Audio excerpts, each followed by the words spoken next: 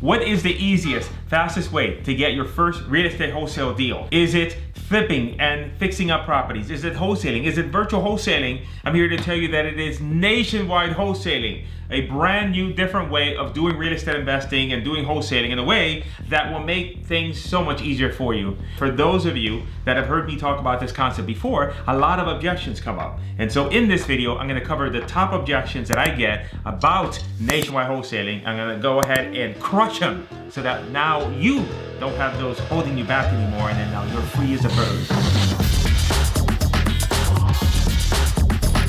If you don't know me, my name is Cris Chico. I'm considered the godfather of virtual wholesaling, and I pioneered so many different strategies that a lot of the real estate gurus out there use today that maybe you have used. Unknowingly, I helped you, and now I'm here to help and save the day. Before I get into the obstacles about nationwide wholesaling, let's talk about some of the things that nationwide wholesaling fixes for you if you're having a difficult time in getting your first deal.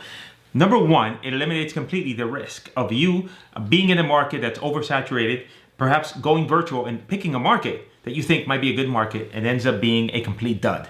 Completely eliminates that. Why? Because now you don't pick a market. You do marketing over a large area, and all these deals are going to come in to you, and now you're going to have your pick of the litter to see what are the best deals that you can get on and be able to wholesale. The other benefit to nationwide wholesaling is that it lets you get access to motivated property owners and properties that are not being targeted by other real estate investors. And so therefore, again, you don't have to compete against everybody who's trying to cold call, trying to send direct mail, trying to do all this crazy stuff. And that is why nationwide wholesaling is such a great strategy. Despite all those benefits, some of you are still shaking in your boots because you're afraid of the unknown. Don't be afraid of the unknown. The unknown is good for you. So let's go over some of the obstacles that potentially you might be thinking you had with nationwide wholesaling. Obstacle number one is I don't know the area. Chico, how am I going to tell what the property values are? I've never been to Idaho. I've never been to this small city. Here's the deal. If you are brand new in the business, you've never done a deal, guess what? You don't know jack. You don't know anything. So it doesn't matter if you don't know anything in your local marketplace. It doesn't matter if you don't know anything of a market 1,000 miles away. It doesn't matter if you don't know anything about a market that is 3 or 4 states away. That's great because it doesn't really matter. So if you are brand new in the business, this is the perfect strategy for you because you don't need to know anything. Obstacle number 2 is, Chico, I don't have any buyers. Well, guess what? If you're brand new in the business, never done a deal before, guess what? You don't have any buyers anyway. If you're here in Broward County, you're like, you find a deal, I don't have any buyers. In Idaho, again, you don't have any buyers. So it doesn't really matter. See, what happens is that a lot of times we put these obstacles in front of our goals where you start to worry about things that are not really relevant. These are problems that don't even exist. My recommendation that I always give to my students, it is a recommendation I'm going to give to you, is that the most important thing you should be worrying about is how do you get humans to call you wanting to sell their property. These are property owners. And unless you have that going on, nothing else matters. Some real estate trainers out there will tell you, hey, you got to go out and find buyers first and then be able to figure out what they want so then you can go shopping for them. That's the dumbest thing I've ever heard. Okay, absolutely the dumbest. And here's the reason why. Number one is if you are going to go and talk to buyers and tell them what they want, and then you're going to go shop for them, guess what? You are acting as a real estate agent without a license. So that's going to get you into legal trouble. I don't know about you. I don't want to go to jail. I don't think I do well in jail. And so therefore, I just try to stay out of jail. Try to stay away from things that would cause me to go into jail, and that's going to be a problem for you. All right. Number 2 is that what happens is when you talk to a buyer and you ask them what kind of deals you want, they're going to tell you, oh, I want a 3-bedroom, 2-bath with a picket fence, and I want them in this nice neighborhood. And guess what? When you get leads, you're going to get them all over town in areas that they don't want. But you say to them what my wife says to my children. And she says, you get what you get and you don't get upset. Because at the end of the day, it's like, okay, look, buyer, I know you told me you want all this BS of a property that it lives in high up in the heavens and it's going to come down and you're going to be able to, make all this money. I don't get that. What I got is this. This is this big turd that I got that if you really polish it and you really work at it, you are going to make money. And guess what? They will take it. So going out and shopping for buyers, that is just asinine. Okay, I'll leave it at that. The third objection I get is, Chico, I don't have boots on the ground.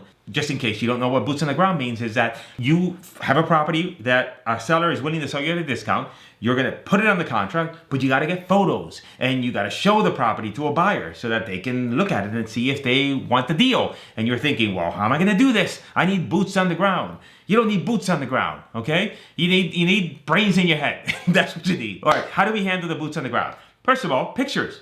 Always comes up. Chico, how do I get the pictures? Easy. You tell the seller, I need pictures of this property.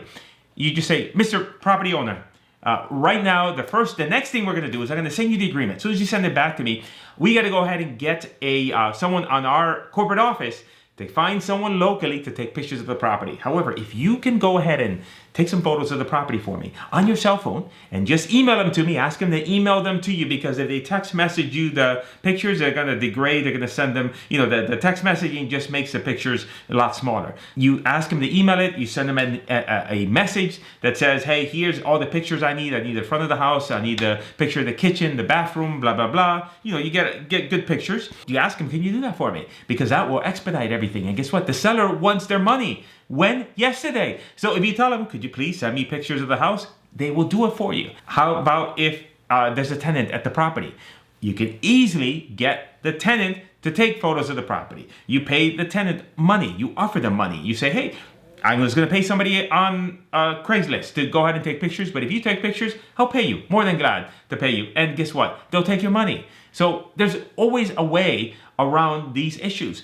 Boots on the ground for showing the property. You don't have anybody to play referee and show the property, get a mobile notary. They'll easily go out and show up at a property. You pay them whatever you pay the normal notary, $75, $80. They're more than happy to do that. There's always these obstacles, again, that appear in your head in terms of what you need to do to be able to get this business done, but they're all imaginary. Focus on being resourceful. The resourceful people figure out how to overcome those problems, and that's what you got to do.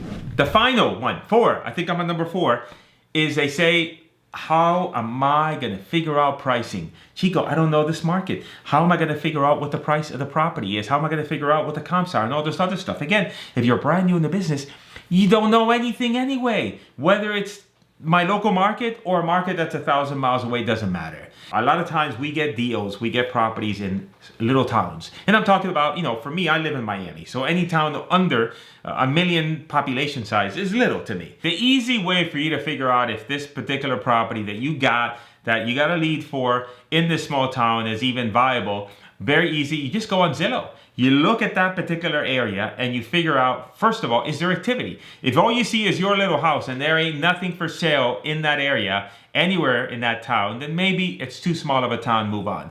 But if you get a deal, if you get a lead in a small town and you see that, oh my God, it's a small town, but there's a lot of stuff for sale. Guess what? There's activity, there's human life. Now you can do a deal there. Look at the sold properties on Zillow and look over the last 6 months and see what are the properties that have sold for the least amount of money, which then typically are investor or rehab properties. And then now you know what the property values are and you have an idea of what potentially you can offer the seller. When in doubt, the easiest thing to do is go on Zillow, see what the market value of the property is. Zillow says 200. Offer them, if it says 200, I'm going to offer them $125,000. And you just say to them, hey, Mr. Seller, I'm going to go ahead and do my research and see what my underwriting department says. Hey, real quick, while I'm looking here on Zillow and kind of looking at some of the properties that we recently purchased, it looks like something here we'd be probably looking at about 100 and 115. Is that kind of what you were looking for the property?